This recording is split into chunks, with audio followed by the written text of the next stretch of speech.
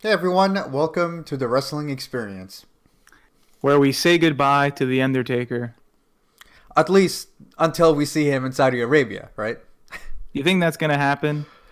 I don't know, man. I mean, I feel like the way that this segment kind of happened, ended, it was just weird. I guess we'll talk about it when we get there, but it was just odd. Like I didn't understand what the point was. It was yeah.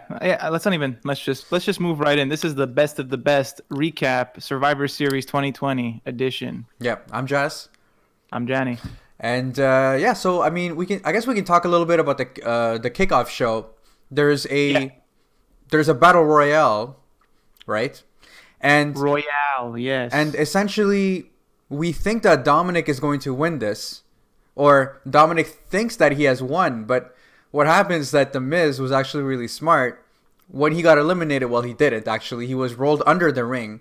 And then when Dominic started to celebrate at the end, The Miz actually threw him out. So The Miz actually won that. We were both wrong on that end. Yeah. So Daniel Bryan, my prediction was not even in the match, which I did kind of mention that maybe he's just above the pre-show. And you said Lars Sullivan, right? And he Yeah. wasn't there, thankfully. So that was good. The Battle Royal was totally fine. Yeah. There was a nice showcase for Dominic Mysterio, as you said. Chad Gable also looked very good in this match. Ooh, And yeah. yeah, Miz, the only guy who got an entrance. As soon as I saw him, I'm like, of course, I should have. I can't believe I didn't think Miz was going to win. And it kind of was obvious that he would win, as the only one who got an entrance. Wins with the sneaky way that Battle Royals always tend to end. Yeah. And that was a pre-show. There was a couple of funny stuff with R-Truth in the pre-show. There was Booker T. It was in the panel, but not really important. I guess we can move on to the main card Yeah, I mean, itself. I guess we can say that the Gobbledygooper or Gobbly whatever That's true. won the 24/7 title, and there's also a quick backstage segment between Kevin Owens and King Corbin, who basically asked Kevin Owens where he was 2 days ago when they needed his help, and it's all up to them because the rest of the teammates are kind of nutcases, and Bailey Kay comes in and she offers Baron Corbin her headshots, who's not really interested. So, Billy Kay, just That's a shame. a It's a shame that he national. wasn't interested in the Yeah. in the headshots. But she must be protected at all costs. She's a national treasure. I love her so much. I But agree. Give the so title to her. Get rid of Carmella and make Billy feud with Sasha. so we're gonna go straight to the main card. The show opens up with the men's Team Raw versus Team SmackDown, and it was all Team Raw. Yes, we were. Not only were we wrong, we were so wrong. This was a clean sweep. There was some cool stuff. Like the match was, there was a bit of stuff going on before the first elimination, but not too much. The first elimination was by far the most interesting one, right? The shocking one. And shocking. Seth Rollins basically gets his first attempt to go after Team Raw, but he kind of just kneels and asks for not a claymore, sorry, a bro kick from Sheamus, and Sheamus obliges, and Seth is out. Now I'm wondering, why didn't he just lay down? Why did he take the hit? I guess it was the sacrifice for the greater good. Yes, that's essentially it. And after that elimination, Team SmackDown is outside and they're basically regrouping or trying to regroup and discuss strategy. And then Strowman just bulldozes everyone, every Yeah. single member of Team SmackDown. That was pretty cool. hmm Kevin Owens does kind of fight hard, and we see like a barrage of stunners on Keith Lee, Riddle, and even Sheamus. But I think he hits everyone with a stunner before he gets taken out by a phenomenal forearm, right? yeah, essentially. And what I found weird was that Jey Uso was right there. He could have helped him. Like he was just looking. He was like, no. But like this is where you come in and you, I don't know, you help out your teammate. But that was weird. And we got to see, um, Corbin takes his chance now. He tries to take out AJ, but he actually hits the end of days. But Team Raw saves AJ, so they save the captain, and AJ reverses a second end of days, and Riddle tags in and is able to beat Corbin. So that's another elimination for Team SmackDown. yeah, essentially. And So it's just Otis and Jay. And Jay hasn't done much at this point. Otis did have a nice clash with Braun and oh yeah, for Lee sure. earlier in the match, and Otis gets another like shining moment where he's like beating up everyone, tossing everyone around, even almost hits a caterpillar. I think he hits the caterpillar. Yeah, he does hit the caterpillar on Strowman, which I was so sure he wasn't because I didn't expect Strowman to take that move, but he did. And it looks like Otis is going to go for the big slam for the elimination on on Strowman. Jeez, Otis on Otis. I've got Otis on the mind. But Riddle stops him and distracts him, and then Strowman's able to eliminate Otis, and it's just basically Jey Uso super kicking everybody, trying to stay alive. Paul Heyman's watching backstage, but you kind of know what's going to happen. Eventually, the numbers game is too much for Jey. He even almost gets an elimination on AJ, but I guess when he was attempting to go for the frog splash, AJ's bodyguard pulls him out of the ring. But all this leads to basically Keith Lee with a beautiful spirit bomb and eliminates Jey Uso for the clean sweep. And Team Raw is fully functional. They're happy. They're celebrating together. It looked like there was a little bit of some friction between Strowman and Sheamus, but no, they all hugged it out. It was great. That's it. For brand supremacy, they will let bygones be bygones. But let's go on to our second match of the main card. We have Team Raw versus Team SmackDown, the tag team match. Tag team edition. So the New Day versus the Street Profits. So before the match, two things I want to point out. The New Day dressed up in their Gears of War gear, which I thought was pretty cool. Like, how awesome is it that you're so popular that you're in a game, right? Like, that is the life. I know. And their gear is really cool. They had the full... Even Francesca was cosplaying as a Lancer with the chainsaw attachment. It was really nice. It was really cool. And then second thing that I wanted to point out was the Street Profits backstage promo, or actually in gorilla position. Yeah, they were fired up. We have Angelo Dawkins who's beatboxing to the Undertaker's theme, which I thought was pretty cool. They're hyping up his final farewell as well. It's all good stuff. And they talk about how tonight they're going to start their own legacy against the New Day. And, we're not here for you to hand over the torch. We're actually here to take it. So the match itself was really, really good. Like, I thought that the match was really entertaining and both teams really got to shine in like different moments. But at the beginning, there was a lot of friendly, competitive banter to start with, and each team wasn't really able to take advantage of the other. But the New Day they quickly show why they're veterans as they kind of slow the pace down and actually work to their advantage. Like, I remember Xavier Woods he keeps on hitting the ribs of Montez Ford, and I'm like, that's kind of heelish, you know what I mean? And they definitely played the heel role in this match for sure. In more ways than one. I like this moment where Kofi Kingston, he takes the red cup and he just kicks it, and I'm like, poor cup, what did he do? I don't know, those solo cups, they deserve more respect. Yeah, but no, like honestly, like I thought it was a really, really good match. I mean, obviously we can go, sequence by sequence, but the whole story was that the New Day was kind of in full control, healing it up, as you were saying. And then Street Profits, they kind of turned the tables around. And then basically this is where Angelo Dawkins comes in, and he's kind of going ham. He's going crazy. He's doing his little, like, when he runs and then he, like, flips and then he, like, does a splash, which I thought was pretty cool. The New Day they hit the midnight hour, but they only get a 2 count. And I was like, oh, this is it. Like, it's over. But they got the 2 count. Yeah, lots of false finishes, actually. Yeah. In this match. Yeah, like even the frog splash from Montez Ford. You know what I mean? Like that also got a 2 count. But what did you think of the end? Like, I mean, because like the one thing that I really liked was when Kofi hit the Trouble in Paradise, but he missed, and then Montez Ford hit him with his own move, with his own Trouble in Paradise. Yeah, that was a sweet spot. There was also a nice sliced bread from Montez using Dawkins to basically run up instead of the turnbuckle, which I thought was really cool. The finish was amazing. It was like some sort of electric chair type thing where I don't remember which member of the New Day was on Dawkins' shoulders there, but Ford basically jumps and flips over them, and they slam them down for the win. So that was a really nice sequence. It's called the Avalanche Blockbuster. The Avalanche Block, but I thought it was some sort of electric chair thing. Yeah, exactly. This is way better. Yeah. So at the end, post-match, they're good sports. So they shake hands, they celebrate, and that's the end of that. So now we're going to jump backstage, and Team SmackDown, the women are having a powwow in the back. Peyton Royce has purple hair now, and but she's on Team Raw. Yeah, I said no. What? Yeah, exactly. Sorry. Team SmackDown. Yeah, I'm sorry. And then basically we see Team Raw, and we see that Lana is secluded from the group, and Nia says that Lana is not supposed to be tagged in tonight, so we'll see how that goes. But now we do have Sami Zayn versus Bobby Lashley, and this match went exactly how I thought it was going to go. It was fine, yeah. Yeah, no, it was fine, exactly. But it was basically Sami kind of complaining all match long. You're forgetting one thing, though. The New Day loses to Street Profits. My prediction's correct. Your prediction's incorrect. Yes. Now we move on to this, where we both predicted that Lashley would win. Yes. I'll let you continue then. Thank you very much. So essentially, Sami is like it's what you would have expected from him, complaining all along. Using the ref for shenanigans. At one point, he was going to go for the title, but Shelton Benjamin was there stopping him. And at one point, he was also going to remove the padding on the turnbuckle, but Shelton and Cedric were there.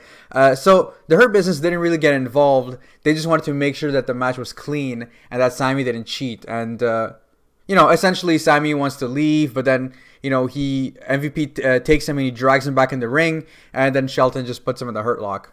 And then Sammy's complaining because MVP trips him, and he's like, "That was a DQ. That was a DQ." I thought that was a pretty funny thing because, like, he like minimally fell. Like, it was not even MVP's fault, but I just love that Sammy was complaining about that.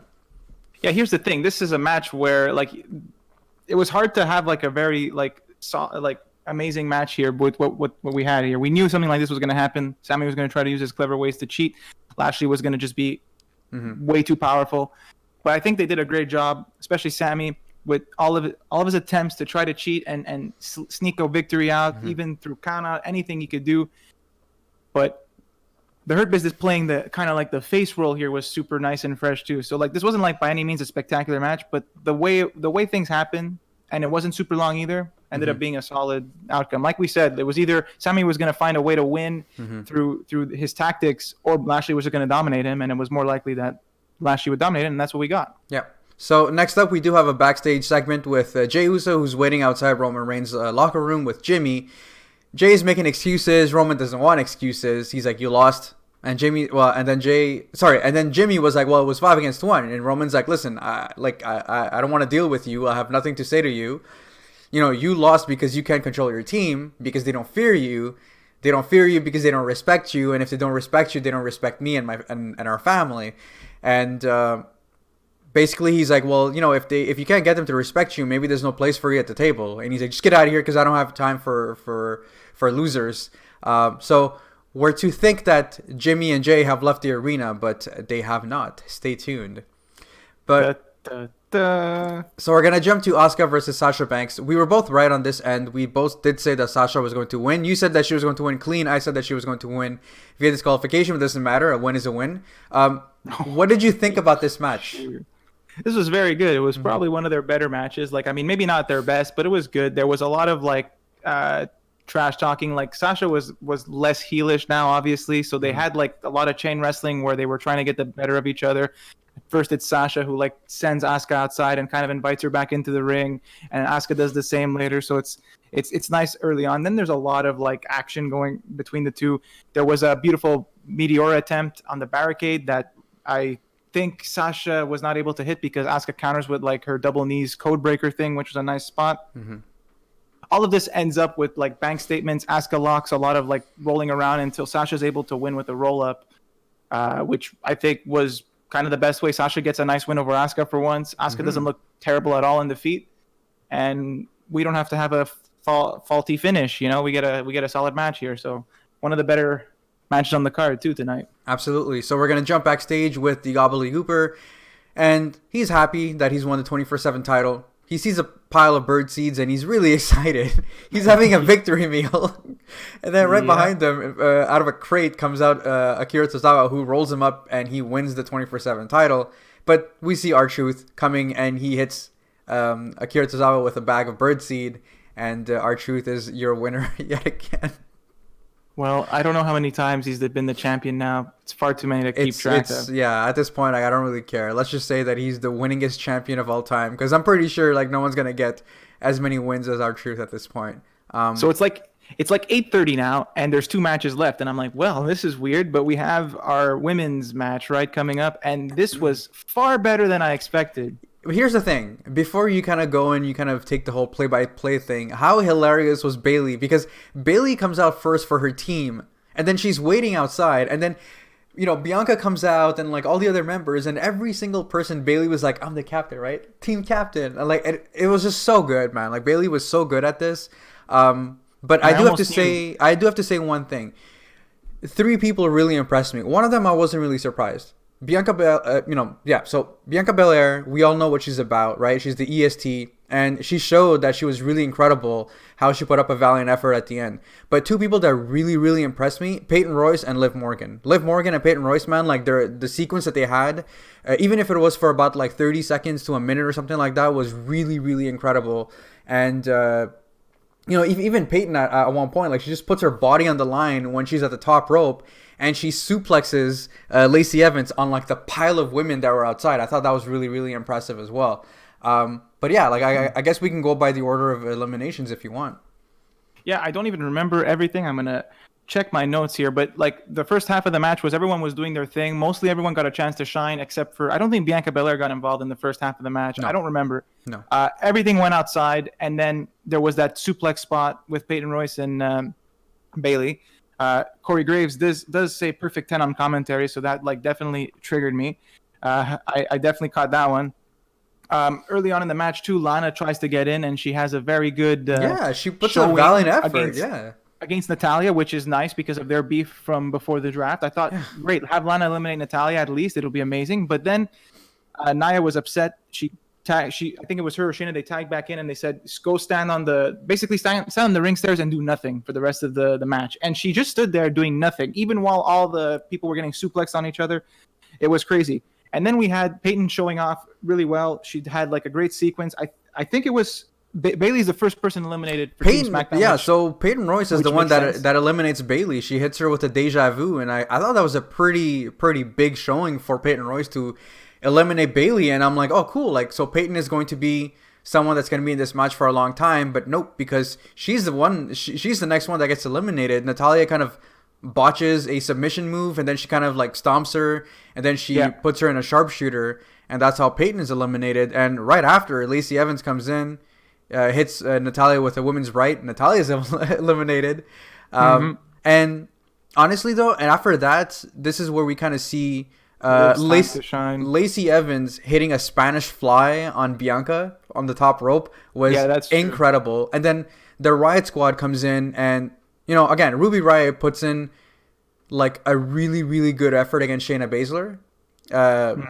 And unfortunately, though, she collapses due to the Kirifuda clutch. And Ruby Riot is eliminated, and it was interesting how like she like kind of almost made it out, but she didn't. No, exactly. Like she basically like she was kind of fighting until the very end, until the ref had to call it, and like she doesn't tap, she passes out and then gets pinned. Like it was interesting. Yeah. And this fires up Liv, right, who has her great moment where she takes out Lacey with a crucifix bomb, which is cool. Yeah, that's a really cool move. She gets really good offense on Nia, but Nia just like pretty much no sells everything for the whole match. It's kind of frustrating sometimes. It's like it looks like she's like doesn't know what's happening. Like Nia is a very frustrating person. I know. it's But yeah, so Liv Morgan gets eliminated because Nia no sells, as you were saying, and she hits her with a Samoan drop. Yeah, and it was not it looked really brutal. It looked like Liv landed like partly on her shoulder, and I'm like, oh my god, I hope she's not like hurt or anything. And now it's Bianca Belair versus Shayna Baszler, the tag champs, and don't forget Lana's still there, right? And this is where Bianca Belair like has her real moment. Killing it. She does the same thing she did at Takeover with Shayna Baszler with the Kirifuda clutch. She like gets up and she goes. It's actually interesting what they did. I thought it was very clever. She's like going for the rope. She's reaching for it, but she doesn't quite get it. She kind of passes out and gets the rope, and then Shayna gets herself disqualified, which is a little questionable. I thought it was clever because she wouldn't let go. Because technically Bianca did reach for the rope, so that was a rope break. So yeah, but she was passed out, so it was a little iffy. But yeah, because of the rope break, she didn't break it. She got DQ'd, which was totally awesome. Nia like pulls out an unconscious Bianca Belair and tries to give her the table drop spot that I thought was going to be safe for Lana tonight, but Lana was safe. Bianca gets out, and there's a whole sequence with them while the ref is counting, and they both get double counted out. What happens is Nia charges Bianca, and Bianca's able to like back body drop her over the barricade, and she makes it to the ring like a second too late. And what does that mean? Double count out. The only person left is Lana, and she wins. And to add to her sympathy points, Lana's like lipstick is a little messed up for most of the night, so you could see like there's a smudge on her bottom lip. And she's like, I'm the winner. And Nia's furious, even though her team won. I'm the sole survivor. Yeah. She was so we called it. And Lana wins sole survivor. Maybe not how I would have thought it. I thought at least she would have got a pinfall victory. But this is kind of, I mean, think about it. This is the best storyline ever. It's the most realistic thing. White woman wins by doing absolutely nothing. Oh my God. She gets far in life by doing nothing. All right. So we're going to move on to our main event. We have Drew McIntyre versus Roman Reigns, deservingly so a main event. My opinion on this match was that this was the match of the night. And this was way better than the match that they had 2 years ago. Remember when Roman Reigns came back from leukemia, and then we had Drew McIntyre, who was with Dolph Ziggler, and we had Drew McIntyre versus that was a pretty match, not a great match, but they need to take the last 10 minutes of this match and they need to like archive it somewhere or whatever. Like in my opinion, it was that good. Like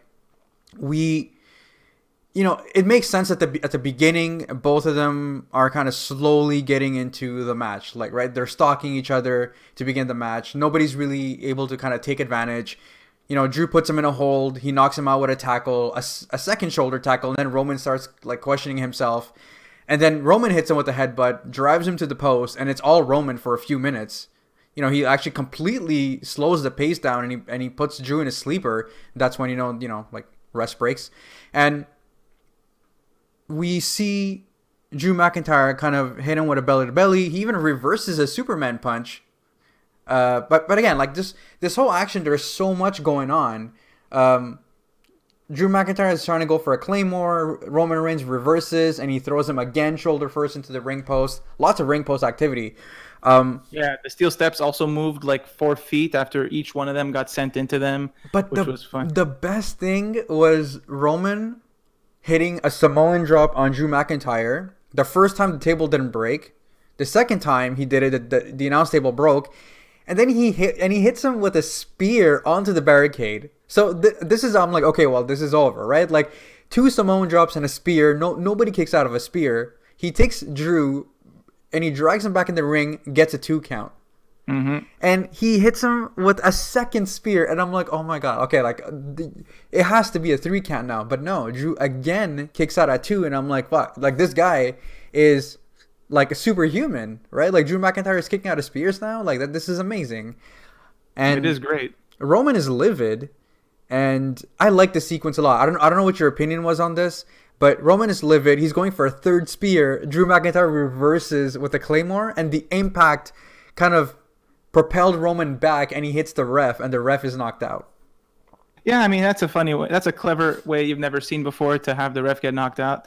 It was great. Like, I mean, before we talk about, because this is pretty much the end of the match, I just wanted to say, just the 2 of them fighting, it just felt like they were there was no one that could touch them. The 2 of them were just like fighting. There was no one on their level, and like they were hitting each other back and forth, and it was amazing. And there was also a really nice counter of the spear earlier in the match by Drew, where he counters it into like a submission where he's hooking the arm, and that was pretty smooth.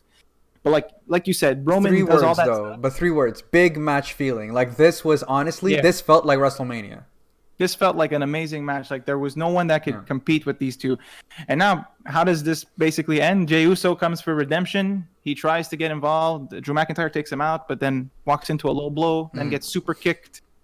And there's a Superman punch, and then there's a guillotine, and Drew kind of like just passes out, which is the best way for him to lose without actually losing. And the ref is conveniently ready to call that when he sees that. Mm-hmm. I guess he recovered quickly. And so this is the best way for, and I know I was wrong for this. I know, but I wanted to have Drew win. But yeah, this was the best way to do this, because I'm sure we'll get another rematch. Drew is not looking bad at all, and there was no cash in, which was extra nice because I wasn't ready for that. Yeah, honestly, I thought that the way that things were going, I wouldn't be surprised. Drew is all battered and bruised and everything like that for the Miz to cash in and get that title, and then maybe with the whole Miz and Bray Wyatt stuff, that's how Bray gets the title back. But I'm glad that they didn't do the cash in. I'm excited to see what Drew has to say tonight on Raw, and I'm also excited to see a lot of stories progressing, right? Like the whole Lana and Nia Jax stuff. That something is gonna happen tonight. Asuka kind of being rattled, 2 weeks in a row. I think that's also, that could be interesting. And I would like to see the badass heel Asuka come out and just kind of destroy everyone. Like, I want to see that monster. But I guess before we kind of close it out, I'll let you talk about the Undertaker stuff. Because, I don't know. I personally thought that it was stupid. I mean, I wouldn't say it was stupid. It was nice, but it was a little weird. It was just... So the first part. So first of all, the announcer announces it like this is the Undertaker's Frail, like it's a match. So I thought that was weird, but okay. Then a bunch of people come out that are not the Undertaker, like The Shane Big Show, McMahon, The Big Show, Ric Flair, Shawn Mankind. Michaels, Yeah. Mick Foley, yeah. Um, I don't know who else. I said there was Gotta Triple be H. There was Kane. there Yeah. was Kane. Kane Who was was the the only one only one? actually in. Yeah. And everyone would come in and they would say hi to everyone. Yeah. And Kane was the last one to come out, and he just came in, didn't say hi to everyone. And then it looked like Shane was like, "Hey, why don't you say hi to every single one of us?" And then the camera cuts, and we go away, and we get, I think, like a video package of the Undertaker. And then when the video package is over, nobody's in the ring except Vince McMahon, who has some kind words to say about the Undertaker. That the Undertaker will the legacy will live on forever, and it's hard to understand Vince McMahon because his voice is super raspy at this point. Mm-hmm. But that was a touching moment. And then the Undertaker came out for his thing, and it was nice and short. It was short and sweet too. He said what he had to say, and he concluded with his time for the Undertaker to finally rest in peace. And then he does his pose, and then we have a hologram. That was nice. Paul Bearer, which was kind of a nice touch, where he did like his "oh yes," and he like No. holding the urn. You have to do it right. Say it. Oh yes. All right, you did a good job. But yeah, it was just the reason why I thought it was stupid is because you bring out all these legends. Yes. They're probably flying from like different places, in a pandemic, and then all they're there for is just to make their entrance and not say anything. And I don't know, it was just weird. Because it's like how do you make it like how do you make tribute to the man himself and the character without making the character look like just killing the character's mystique by having him like celebrate with everyone. So yeah, but it was like it was weird, but it was like probably the best way to do it, I guess. Like have these guys come out, say what, like pay their tribute, but then have Undertaker do his own thing without him breaking character. Listen, all I have to say is that like just for his sake and his legacy, I really hope that when he gets inducted into the Hall of Fame that there's a crowd. Because like just him being there in an arena with no people, with the piped in crowd noise, like what the hell are you thinking about, Kevin Dunn? But like you didn't need that, you know what I mean? And the whole show, like there were so many horrible camera angles and camera cuts. Like I don't get it. Like the show itself was really good, was entertaining. You say that his promo was short and sweet. It was, but his entrance wasn't. No, of course not. I don't know. Like, I didn't say anything about his entrance. Come on. I'm not saying that because like I'm a hater or something like that. I'm saying that because like I love this character, but like it's okay for him to be humanized. We've seen him in like freaking like segments like Hot Ones on YouTube, and we've seen him like in on the Broken Skull, ranch, and we've seen all these things. We know the human behind this character. It's okay for him to. It's not like we never had the American Badass for several years where he wasn't that character anyway. So it's not even that bad at this point. Yeah. The one thing I would have liked, but probably would have been out of place and not cool, would have been if he would have took off his hat and gloves and stuff, and then somebody would steal them, and like then there would be a storyline of someone stealing the powers of the Undertaker. That would have been cool, but I just think that like fans have been saying, oh, he should retire, and then when he's retiring, people are complaining because the Undertaker couldn't put Bray Wyatt over or something like that. Like you can't say one thing and then want the other thing as well. Like it just doesn't work. Like I felt that as a send off it was fine. I'm just saying that for him and his legacy, it would have been nice for it to be done like in front of a crowd. I don't understand. I get it. Like Survivor Series, 30 years. This is when he debuted and all that kind of stuff. I get it. But again, like I mean, I just thought it was weird. Like why didn't you just keep the legends there? Like why couldn't they maybe just be like, I don't know, like ringside or something like that. Yeah, all they of a could have sudden surrounded the ring. It was bizarre. It was a little bizarre. Like obviously it was great, and it's great to have him get a final farewell. He deserves it. That's probably one of the best careers in wrestling, period. So for sure, yeah, probably one of the best characters, and nobody's gonna be able to reproduce that. But so that was our recap for Survivor Series. If I had to kind of give it like a score, I would say maybe an 8. The Roman Drew match definitely was the top match in my opinion. The second match, I would say I'm having a hard time, but I actually really thought that the women's SmackDown versus Raw team match was quite entertaining as well. Oh yeah, absolutely. Like I mean, the matches I thought were going to be good were good. They delivered, right? The main event, the women's title, the women's champions match, but the women's Survivor Series match, I was expecting like not much, and it was a lot better than I expected. I mean, minus Nia Jax doing her no selling. Yeah. All right, well, thank you guys for tuning in. If you thought that we were wrong, and I don't know, just let us know in the comments. And since you are on this page on YouTube, make sure to subscribe. It's up there, and leave a like right there. And we'll see you guys for our Raw recap. All of the things. Thank you. Hey man, no Lars Sullivan. We were safe. You mentioned his name again. This is the third time in 2 episodes that we mentioned Lars Sullivan. No, actually, the 4th time.